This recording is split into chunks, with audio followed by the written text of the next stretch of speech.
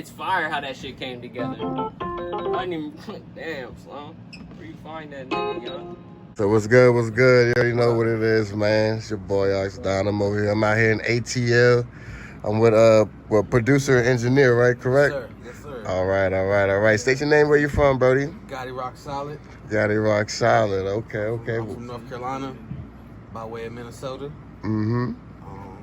Been in the game for about 15 years. All right. I mean, shit. I mean, how did all this like come about? Like, what made you want to get into music? All right, this is how I started. He's a legendary jazz drummer, right? This is with him from that point until middle school. And when I got to college, somebody showed me how to like make beats a little bit. What college did you go to? I went to North Carolina Central. Ooh, Eagles. okay. Yeah. I heard that. I went to St. Augustine, man. So we beat y'all a few times on the field. Yeah. I mean, our squad was kind of shitty. I ain't gonna lie. Yeah. Did you have any hit songs then, or did you have like one that really took me to the next level? Mm-hmm. I got a placement with Jeezy on the Trap or Die 2 mixtape. It was big for me because it kind of put the stamp on me. I gotta do this serious. And you said it's on the Trap or Die mixtape? Yeah, Trap or Die 2. Yep. Okay. What song was it? It's called Grape. Grape? Yep. For all the people listening right now and watching, man, go check out Grape. You said Grape on Trap or Die 2. Yes, sir. Yeah. What was the ticket to Atlanta?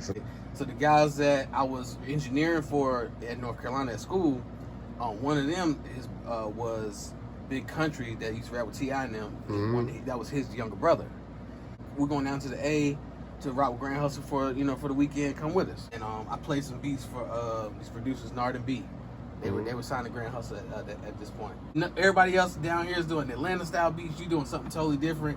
Like, you'll kill it down here. So I'm like, all right. So you had something different to bring to the table. Exactly, because I wasn't from Atlanta. Yeah. I wasn't, you know what I mean? It was more musical because I was in the band and stuff like that. So okay. It just had a different ring to it, and it caught those ears. So that's I ended up getting a placement with Big Country, like Young LA, a couple other people over there. In ATL. So how'd you link up with what? This is Layer Studio, right? Correct. Mm-hmm. So how'd you link up with these guys? I met some artists at a different studio, and they invited me to a session the next day. It just so happened to be here. Mm-hmm. And so when we came here, I met the owners and the talking, and there's always a connection. I like their vibe. They liked how I ran my stuff and how about my business. I was on time and all this stuff like that. That's how I met Grammar and all of them. That's how I've met a few artists just being here. A quick question: is it who you know or what you know, and why? It's about who knows that you know what you know. It's about who knows that you know what you know. So you can meet a million people, but if they don't know that you know your stuff, it's not gonna go anywhere. You know what I mean? And then there's people who aren't ready for the opportunity where you might meet the right person, but you don't know what you're supposed to know, and the real people can sniff that out immediately. Yeah. So you have to know what you need to know, but then you need to know the people who you need to know. Quick question: Vegas or Cali? Cali. Why? Music opportunities, more diversity, I feel like. But California, you can really get some good work there. If you had a studio spot like your own, where would your location be at?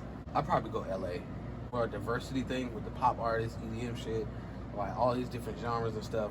California is a little bit more relaxed when it comes to acceptance of all genres. Okay. I did a session with Lil Durk. How'd that go? Yeah, at one of his listening parties. It was at Patchwork.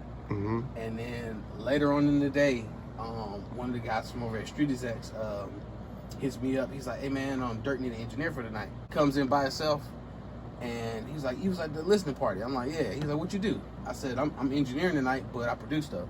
He's like, "Shit, play something."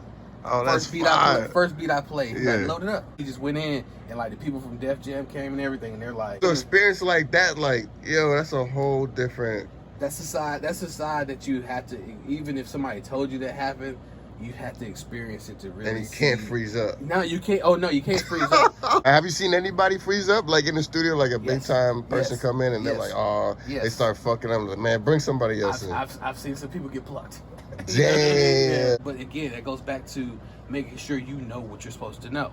So what's the wildest thing you see in the studio? I'm not gonna name names, Nah, we need names we don't and know. all. I'm All not right, let's gonna take a shot. Then you gotta take a shot to that. I'll take a shot. You gotta take a I'll shot take a to shot that. to keep it. Hey, I'm gonna keep it. I'm gonna keep it. I feel you. I feel you. He said, "Nah, we'll keep that. We'll keep that behind closed doors."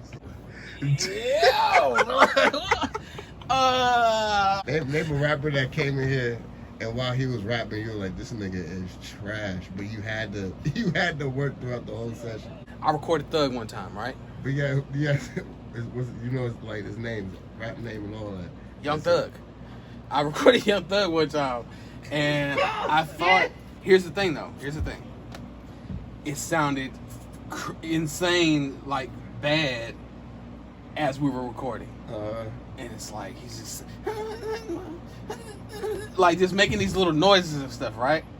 And we did a couple passes, and when I hit play, it was like a masterpiece all the way across. So I thought it was trash, but it wasn't. Oh, so you switched around. I thought Yeah. I'm about to say. All right, so if you got to live forever or live the same day over and over, which one?